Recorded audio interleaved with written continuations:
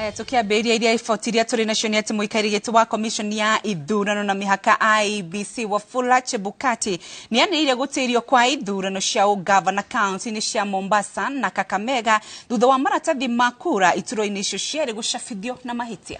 Akeria na andĩkia mohoro ceceni-inĩ nene ya ũtari wa kura nyũmba-inĩ ya mĩcemanio ya Bomas, Chebukati augĩte mbica cia ahũranĩri hamwe na marĩtwa mao maticabithĩtio ũrĩa kwagĩrĩire.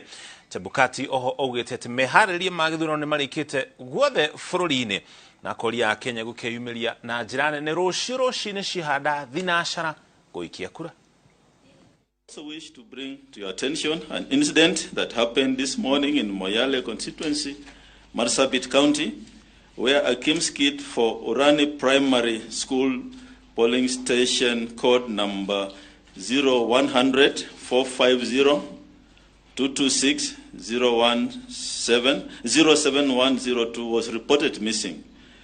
The KIMS kit code is 0100 450 226 07102 was reported missing.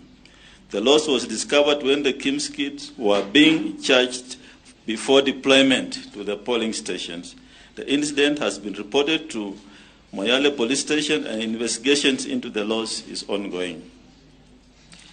The Commission has blacklisted and replaced the missing KIMS kit.